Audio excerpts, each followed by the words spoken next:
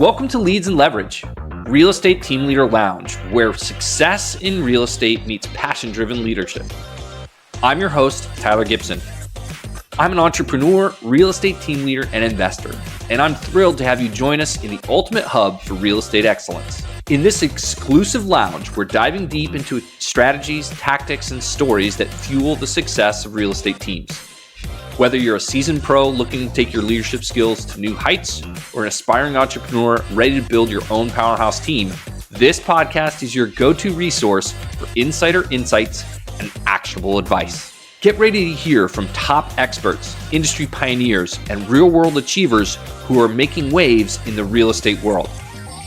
We'll explore the best practices, share invaluable lessons learned, and equip you with tools you need to thrive in today's competitive market.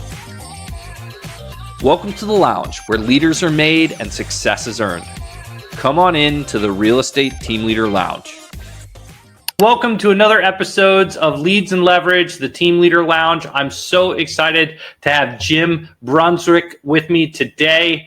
Jim leads a team in Colorado and was recently inducted into the Circle of Legends with Remax, which requires a minimum of 10 million in GCI. That's gross commission income, not volume. That is huge. Thank you so much for being here with me today, Jim. Hey, you bet, Tyler. Looking forward to talking to you. Yeah, well, so I'm really excited to learn more about you, your team, your business. Tell me a little bit about how long, when you started. Give me a little synopsis on kind of the progression of your career to where we're at today. I come out of the building industry. I was running a truss and wall facility, knew I wanted to make a change. So I just started looking at my options, and this was 2004, 2005. So my wife and I, we were doing foster care. We had 4 little kids at the time in our care. And I had actually, years ago, my uncle was in real estate, and Janice and I were first married. And he goes, "Hey, you really ought to get into the business." And I was a salaried employee. And I'm like, "Man, Uncle Jim, how do you get paid?" I'm like, "Man, that sounds too scary." Right. And so what I do is I wait almost 20 years until I have 4 little kids and I'm going to make a career change. So I make this big jump. We have about this much money in the bank account, and we're like, okay, we've got about 90 days of buffer. So I found a real estate school where I could go in person, and I was, from the first day I walked in until I graduated and licensed, it was less than 30 days. So there was nothing like that here in Grand Junction. So I was driving back and forth to Denver, taking these courses. I was there all week long, studying until midnight, doing the courses, get out on Friday, drive back to Grand Junction, spend the weekend with the family, and then right back over. But needless to say, Tyler, when I got my license, I hit the ground running. I had my first closings within 45 days of getting licensed. And I was just, because, hey, when you need, you go. And so I just got after it. And honestly, it never slowed down. I come from a family that runs a family-owned business. My dad owned his own business. I worked for him. And he was like, "Hey, look, life's easy. If you want, you work." He goes, "You can apply that to anything." He goes, "You want a good marriage? Work at it. You want to be good at sports? Work at it." He goes, "You want to earn money? Work. Just get after it." So that's been my mentality. And I was probably 2 years into the business, and I'm like, I got more stuff going on. I need an assistant. So I convinced my wife I need to hire, and at that time, a part-time assistant. And it just kept progressing. There was a time when, 08 through 11, 8 was good. And then it just, business kept getting cut in half between then and 2011. And it was like, holy smokes. So there was a time I went without an assistant, but we weathered through it. We just kept trimming. You just got to, in those times, you just have to cut expenses, figure out, okay, where's the fat? What do I need? What don't I need? And you cut everything you don't have to have. So we did that. We weathered, and then we just started building again. And then it wasn't too long, here come an assistant. And then I needed my first buyer's agent. And then I needed a second buyer's agent. And where I'm at today, we have 2 full-time in-house assistants, one on the buyer experience side, one on the listing, experience side. Now they cross over and help each other. But then I also have 7 buyer's agents. So, and we just keep growing. And even though I think this word's totally overused, we grow organically. We really do. The agents that have joined the team have been referrals from the other buyer's agents because they know the culture and they know we are a no drama team. And my wife laughs all the time, and because all of the buyer's agents are all women. And she goes, it's incredible how they all get along. And we treat each other like family. We typically end phone calls with, hey, love you. That's how we run, because it's important to me that there's no drama because there's no time for it. Drama just takes away from business. And even when a deal craters, I'm like, okay, look, you got 30 minutes to cry in the milk. But after that, figure out if there was anything you could have done different. Okay, let's talk about that. If not, it's put that one to bed, eyes up and through the windshield. That's where the next deal is. Because our system with our support staff is you put it under contract and you go like this and you hand it off to support. They take it from there. They're running with the deals. They're making sure that deadlines are met. Paperwork is getting signed, because that's not the best use of an agent's time. That's what they get paid for. Mm-hmm. So we make sure everybody is compensated well, and we can just keep rolling, and people feel at all times they're fully in the loop. And what we're striving for is at the closing table, someone to go, I never thought buying a piece of real estate could be this simple. This was easier than buying a car. That's what we're after. So we've progressed from me starting at 40 and going, okay, I've got 4 little kids. We adopted a 5th right shortly after that, to going, man, you better just get after it. And I did, and found out, you know what? I think I'm pretty good at this. I love people, and I love what I do. So I enjoy it. I've just stuck with it. I've had the same tagline from day one. It's all about service. And I truly believe that. I tell the team all the time, I don't care what somebody's buying. I don't care if it's a $50,000 building lot, a $500,000 home, a $5 million commercial property. It's important to them. And you have to put the same importance, because it's real estate. You have to put the same priority and importance on it, no matter what it is. And you've got to be able to do that. And if you do, everybody will feel the same amount of love. And your $50,000 lot buyer who, that lead may come into the team and you're going, oh, $50,000. But then you get to talking to him. It's your friend Tyler, and he's not actually just buying that one lot. He's actually a real estate investor. And what he really wants to do, and all of a sudden you're like, oh my, that one phone call turned into, could be tens of millions of dollars of business over your career with that client. If you treat everybody with respect, the golden rule is still the best one. And if you apply it to all of your business and all of your business dealings, everybody is created equal. So treat them that way. I believe that about staff and support people. I go, because I see it where some people, agents, I shouldn't say people, agents, will talk down to staff or title or lenders. And I'm going, you don't exist without them. None of us do. So we're all a team. It's a group effort. Just treat everybody with respect. I mean, for myself and my team, I'm like, I want us to be known as the nicest team in Grand Junction to do business with. I mean, and I hear it all the time. but I preach it to the team because it's important to me. Because then when you're in multiple offer situations, I'm like, you'll get agents that lean your direction because of the team you're on. And like, I know dealing with them, it's going to be easy and smooth, which means it's a good deal for my seller. Also, This one over here is going to be problematic. So could it crater? Yeah. So even though maybe the money, and I've told this to sellers, this deal is $3,000 less net to you, but the probability of it getting to the closing table is so much higher than this other deal. It's not even worth looking at it. But at the end of the day, I work for you. We don't tell anybody what to do.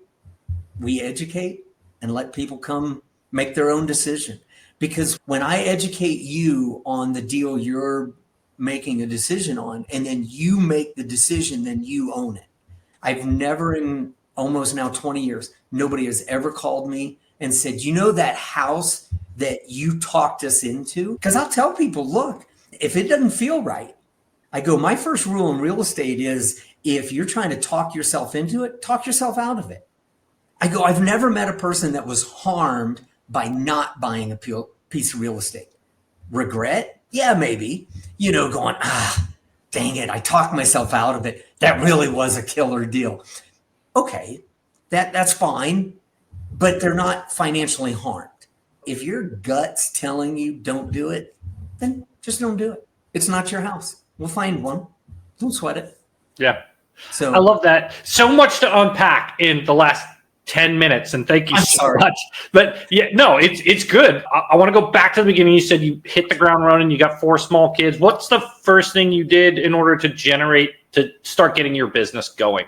I assume you started somewhere that gave you training, but what was your strategy to start generating that business?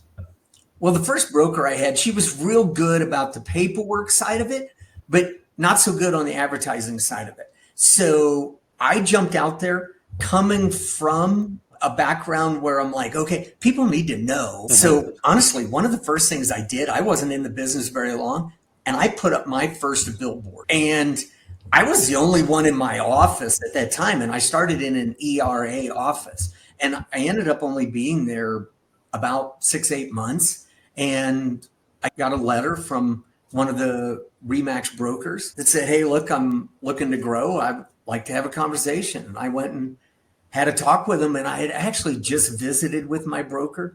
And I had laid out on a spreadsheet. I go, here's everything I'm working on. Here's everything I see coming for next year. And I started working out the split. I'm going to pay her more than I made all last year as a salaried employee. I'm going, I need to work on this. And her response to me kind of put me off. She was like, well, because I'm 40 years old at this point, I'm not green, wet behind the ears. And she goes, well, how long have you been in the business? You make all this happen and then let's talk. That really didn't set well with me. And it has really kind of shaped how I run my team as I make sure that I'm always being fair with them. And sometimes people have accused me of being too generous or over fair. And I've had to make some corrections when the market shift going, okay, we're going to have to work on some of these splits because I need to make sure I'm getting the bills paid without pulling money out of my pocket. But, I threw up a billboard. I made sure that every listing I had at that point, we were still doing newspaper because people read them at that point. So I was making sure I got out there in front of people as much as I could, because you've got to be top of mind. Or one of the drivers was right after I got into real estate, a family member bought with somebody else and said, oh, that's right. We forgot that Jim just got licensed. And I looked at my wife and I said, that'll never happen again. There will be no doubt in anybody's mind what I do. Yeah. So, and so you work so hard to create this monster. And now my wife and I, we've been married 30 years. We just took some time and we actually took our honeymoon last week. We went to Cancun. We'd never been on a honeymoon, and we'd never been to Mexico. But phones work too well. Trying to get your phone to shut up now at this point. In Colorado, you're like, you know what? I'm going to head up into the mountains. Yeah. I'm going to jump on the motorcycle. I'm head up into the mountains. I'm going to get somewhere that doesn't have cell coverage. It's the only way at this point to unplug. So you build and work so hard to make your phone ring. And now you're like, okay, now how do I use other tools like Follow Up Boss and Google, start moving these to a business line? Because what you actually heard there, the interruption was a phone call coming in through Google Business. So it was going out, it was ringing everybody's number on the team. And I'm a firm believer, speed to lead, people, Walmart mentality. You've got to get in front of people, and you got to do it within 30 seconds. It is a seconds game today. Listings, hey, you got 2 seconds to get somebody to tap or swipe on your lead photo. So I've invested a ton of money, and my wife's a professional photographer. And so we've got super high-end equipment and drones and stuff, and we make sure that lead photo is as killer as it can be. It has to be. And if you don't, you're doing a complete disservice in today's environment, because people are looking at it on their phone. It's in front of them within an hour of hitting the MLS. So, you got to be on top of your game, and just everybody knows it. If we don't have photos aren't ready, listings don't go into the MLS. End of story. It's not even a thought. At what point did you realize you were going to need to bring on other agents? I understand having support staff, and I've got questions about leverage, and so we'll get to that. But at what point did you realize I need another licensed agent to be a part of my team? When I was working 7 days a week and still not getting to everybody, I'm like, I'm losing business. It makes sense to bring on a buyer's agent and still get a portion than to get nothing at all. And that's the biggest mindset flip, where you're going, okay, I can't do it all. I'm better to have great people around me that I'm handing business to, and then the team is still getting a cut, versus that lead coming in. I'm so buried that I either forget to call them back or I just can't. Because if you're still sitting at your desk and it's 9, 10 o'clock at night, you're too busy. If you can't unplug and walk out when everybody else does, you probably need to spread the wealth. And it's amazing once you do it, because people believe that they're going to take a pay cut. They're so wrong. You are so wrong, because you can choose the clients you work with, shuttle the rest off to the team. You can streamline your processes. You're now doing a better job for the people you are doing business for, and you're doing more business as a whole, all the way around. And when your team is doing more business, you're actually creating your own tailwind. It's business. I'm a firm believer in business begets business. And the more business you're doing, the more business that's coming at you, because the more people see that you're doing lots of business, they just want to be in business with you. So it just generates, people that are looking to list are watching to see who's closing a lot of property. They see us closing a lot of property. And I'm a believer in people who close a lot. They do it because they're creative.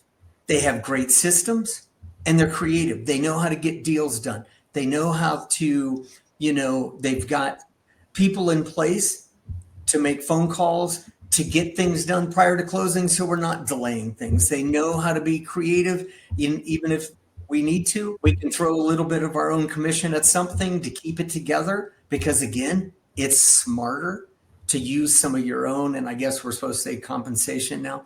Use some of your own compensation to get a house cleaned, because the seller has locked their heels and going, look, no, I cleaned it. It's clean. I'm not touching it.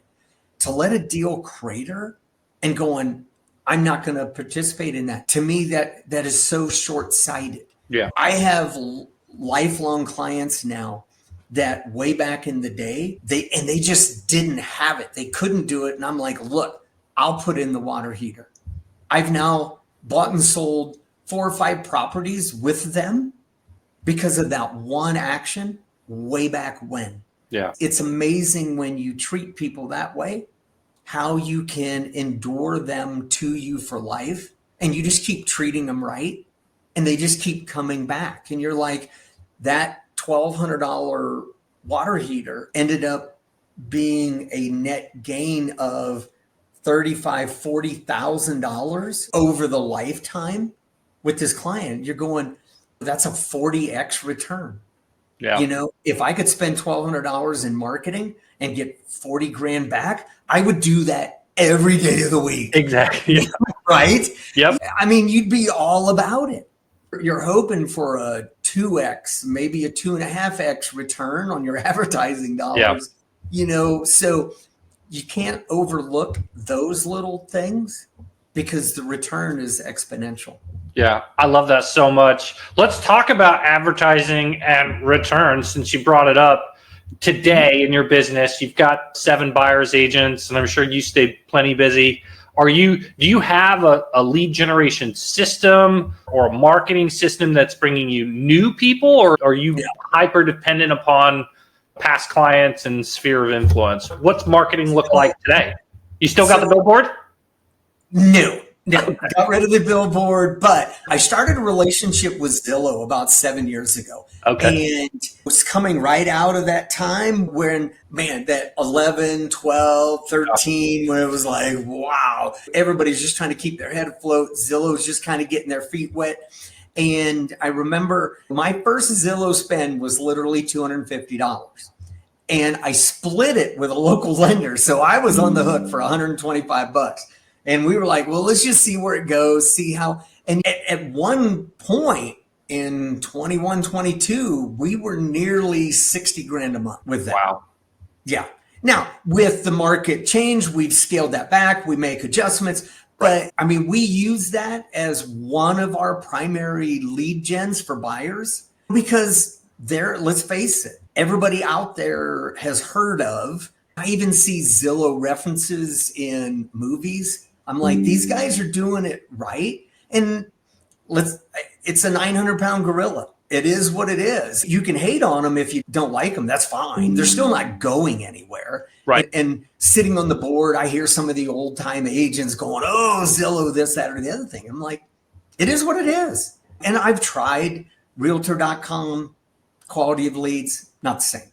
I've done HomeSnap. I make a run at, and I'll give everybody an opportunity because I would love to have someone that was on par. I honestly haven't met that company yet. Now, we do a lot of marketing around our own listings. I use a company called Celebrity Agent. They use some AI technology that when we list, they look at home buyers and their tendencies, and they actually will send what looks like a handwritten postcard right to that person specifically. They'll also, as we sell stuff, they'll look at surrounding. They don't just, the old farming thought was, okay, I sold something in this subdivision, mail something to everybody in that subdivision. No, because so much of that is just trash. Now you can look at, and if someone in that neighborhood has had searches at Home Depot and paint, and you're going, they're kind of leaning towards they could be a possible listing, we're hitting them specifically. So it's more of a targeted mindset around. The same company can, when we have, you hit me up, Tyler calls me and says, hey, look, I need to be in this neighborhood. And I look and there's just nothing available. I can use this same company and go, look, here's what I need. I need something in this neighborhood. Find me someone that has some searches, something going on that may make them a possibility. And we hit them up that way, trying to give us that edge as a team to weed out and find that seller that maybe was sitting on the fence, maybe didn't want to go out on the full market, but would sell. Yeah. And we're setting them up going, hey, look, I've got someone that could be a buyer for your house. That's great. Yeah. Yeah. We do the same similar kind of thing, but we look for expireds in those neighborhoods. Expired listing in that neighborhood. We go knock on the door. Hey, I've got a buyer that wants to be in this neighborhood. Are you still interested in selling? I'm not here to list your home. Right.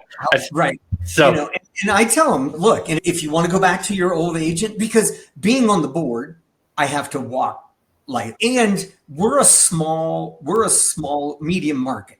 Okay. So we're 782 agents right now. So being in the business 20 years, outside of maybe just some of the new ones, I've done a deal with 90% of the agents on the board. So I don't want to make anybody mad.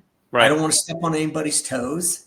Every once in a while, I mean, one of the postcards will go out to somebody else's client, and that agent will, and I send them back a laughing emoji and go, hey, look, it's an automated system. And they go, we figured. And I go, hey, I mean, they're your client, but hey, if they want to list, tell them to list with you, because I've got, so I use it as a tool even to maybe help someone else, because if it gets the product on the market, we all benefit. Right. We've got to have it out there. So, yeah. You mentioned something earlier about culture. Tell me a little bit about what your culture is today, and were you intentional in developing it, or was it something that just kind of came about? I was not intentional in the beginning. I think I fell into the trap at first, going, oh, the Brunswick team is only 2 people. There's bigger teams in our area at that time. If somebody approaches, hey, welcome. Now I'm turning people down. I mean, the last year by myself, I was number 1 in the MLS. So I realize, I think I've gotten better at knowing who I am and what I bring to the table, and going, because I've had some culture blow-ups, I'm better at recognizing what I do and don't want, and whether someone's going to be a fit or if they're going to be sandpaper to the team. One of my biggest competitors, he's probably has the second largest Zillow spend here, approached me about merging and joining my team. And man, I took him to lunch. I didn't think it would work out, but I took him to lunch. I wanted to hear him out. And Tyler, I was like, holy smokes, this would be like lobbing a hand grenade into my team. And I'm going, no way. And he was like, man, you get me on the phone, nobody outsells me. And I'm thinking, we don't sell. Yeah. We educate. I'm a firm believer in real estate sells itself. Okay. It's kind of like food. Okay. People have to have it. There's 8 billion people on the earth. And every day the sun comes up, we're out there trying to figure out how to put some food in our stomach and where we're going to lay our head. So because of that, there's a ton of business going on every day. Commerce just unreal around the planet. So we don't have to sell. That feels like used car salesman to me. Taking people out and honestly being okay with them saying no to the house you're standing in, and knowing that you're okay with it. And that was part of my belief system when I started creating my splits and how I run the culture feel on my team. I didn't want huge financial pressure on my buyer's agents, because I didn't want them thinking differently when they're standing there. Like, oh my gosh, here comes the office bill. Oh my gosh, here comes this bill. Oh my. And then you push, and people feel that, because real estate is never about the broker, ever. It's never. And I preach this to maintain that culture. I go, it's never about us. Real estate's easy. Buyers want to buy, sellers want to sell. It's our job to be in the middle to help facilitate that. We educate, we streamline, we make it simple. And I go, at the end of the day, we'd like to be compensated for our expertise in making that happen. So I preach culture, and then I make sure I act it out at all times. Because if you're preaching one thing and acting out another, that doesn't work. The old adage, do as I say, not as I do. I try to lead by example at all times. In the team meetings, when I'm on the phone with them, always upbeat, because that's how I like to live my life. When people ask me how I'm doing, I tell everybody, and I've said it for years, I'm blessed. And I'll finish every phone call with be blessed, because sometimes people just need to be reminded, myself included. We're pretty dang blessed to be here in America. Even when things get a little tight or whatever, it's still a pretty dang amazing place. And we need to remember. So. Yeah. I love that so much. And honestly, we could probably talk for another hour, although I don't know if anybody wants to listen that long. So I am gonna wrap it up. So thank you so much for being here with us. What's one piece of advice you would give to somebody that's thinking about starting a team, either bringing on a buyer's agent or looking to build kind of a big organization? What's one thing that you would give them as kind of a piece of advice? Have your systems in place first. Know how, when you're onboarding for a new agent, understand that process, have it dialed in, and then your systems for how paperwork's going to flow through. And so when you bring on a buyer's agent, certainty with checklist and systems in place, they know that deadlines are being met, that clients are being contacted, that they feel they're like, oh my gosh, this is an amazing feel. But having your systems dialed in, because once you have great systems, then once I had that in place, honestly, I think I could add 6 or 8 more agents. I would need to even add another person on staff internally. So, because the system is so, I don't want to call it cookie cutter, but it really is. Put a contract in this side and it comes out this side as a closing. And that's what you want, because the less agents are thinking about all of that additional follow-up, the more their eyes up, looking for the next deal, working with their clients. They're monitoring, but they're not having to work all of those deadlines. That's not the best use. So systems, and then know your culture, know what you want, and then don't deviate from it until you feel you've made a mistake. And recognize that you're human and you're going, okay, I should have thought that out differently. I'm going to back up 10 yards, punt, shift gears, redirect, and get right back after it, because nobody's perfect. And if you've got the money, hire a coach.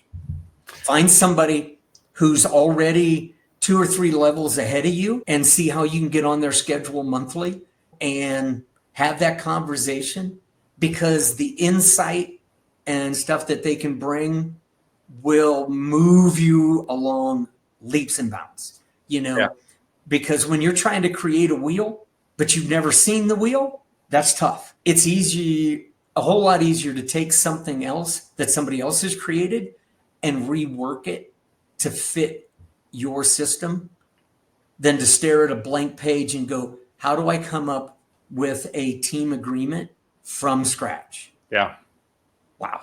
Yeah. Yeah. Great advice. Thank you so much. If people want to get a hold of you, what's the best way for them to get a hold of you? You know what? Call me.